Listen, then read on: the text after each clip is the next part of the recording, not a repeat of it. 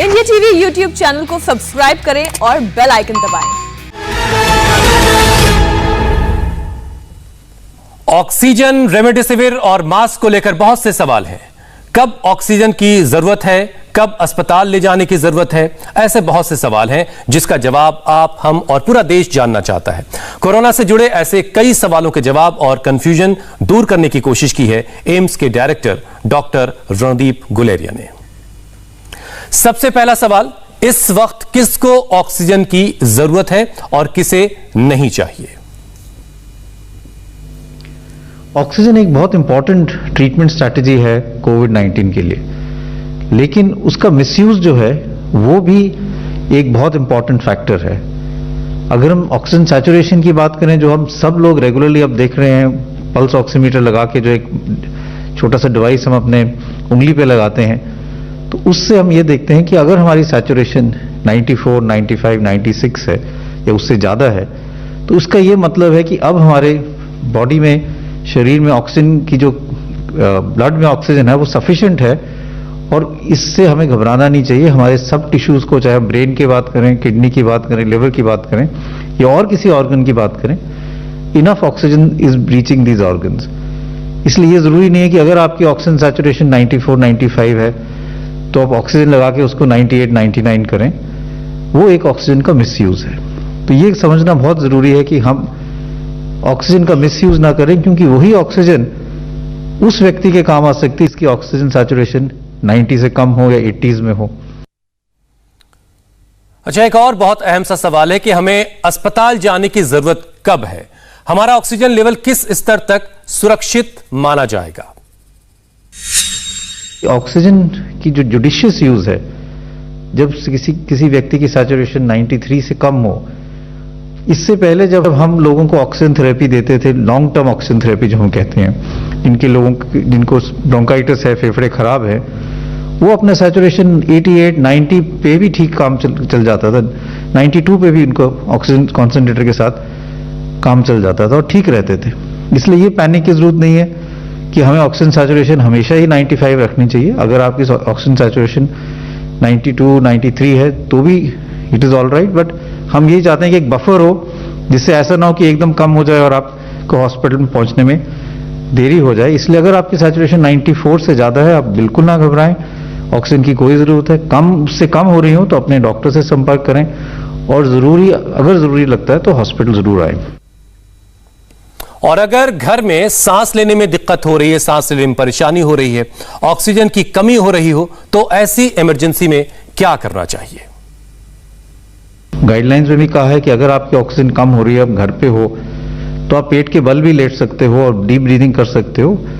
Prone positioning से आपकी diaphragm की एक्टिविटी भी बढ़ जाती है, लंग की कैपेसिटी भी बढ़ जाती है, क्योंकि जो हमारा पिछले वाला हिस्सा है जहां पे लंग लोअर लोब ज्यादा है, लंग का एक हिस्सा ज्यादा है, that can expand more and you can get more oxygenation.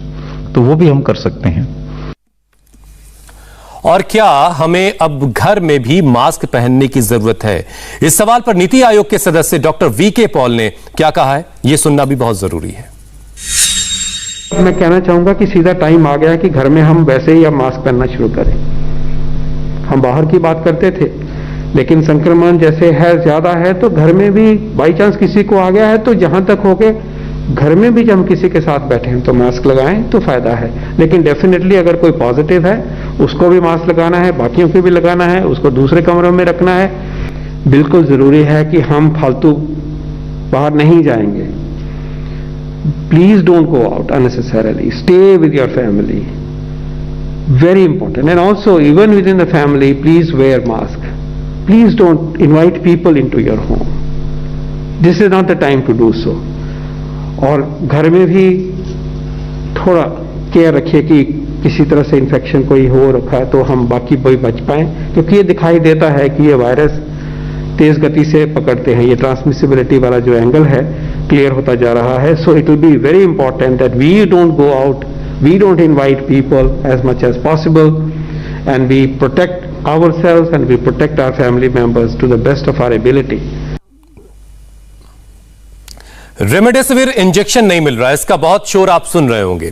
क्या वाकई रेमडेसिविर जो इंजेक्शन है ये कोरोना मरीज की जान को बचा सकता है?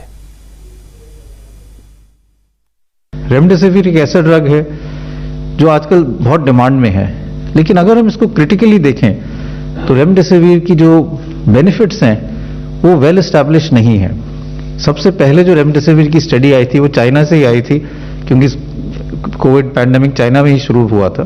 वो एक नेगेटिव स्टडी थी जिसमें रेमडेसिविर का कोई फायदा नहीं आया था। उसके बाद कुछ स्टडीज यूएस से आई जिन्होंने ये दिखाया कि इससे हॉस्पिटल स्टे थोड़ा दिनों से कम हो जाता है, लेकिन मोर्टेलिटी बेनिफिट नहीं है, जान नहीं बचती है।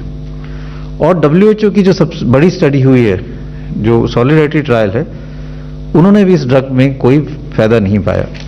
इसलिए ये सोचना कि अगर रेमडेसिविर ही एक मैजिक बुलेट है और उसी से हम सब लोग ठीक हो जाएंगे, तो ये गलत धारणा है। और दवाइयां हैं जो ज्यादा यूजफुल हैं, ऑक्सीजन उनमें से एक है, एंटीकोगुलेंट्स हैं, और जो मॉडरेट टू सिक पेशेंट्स हैं उसमें स्टेरॉइड्स का भी रोल है। तो हमें ये समझना चाहिए कि we should not get into a panic mode अगर रेमडेसिविर नहीं मिल रही या रेमडेसिविर इज नॉट एसेंशियल।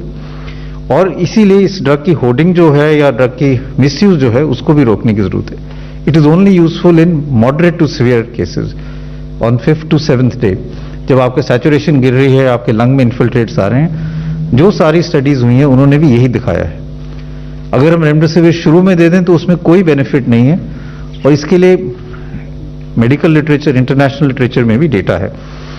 तो मैं यही कहना चाहूंगा कि again we should understand remdesivir is a drug which has not shown mortality benefit.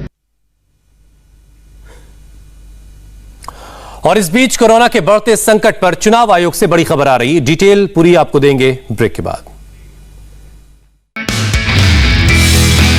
नमस्ते, मैं हूं मीनाक्षी जोशी। वीडियो और खबरों से अपडेट रहने के लिए India TV YouTube channel subscribe करें, बेल आइकन दबाना ना भूलें। जुड़े रहें इंडिया टीवी के साथ।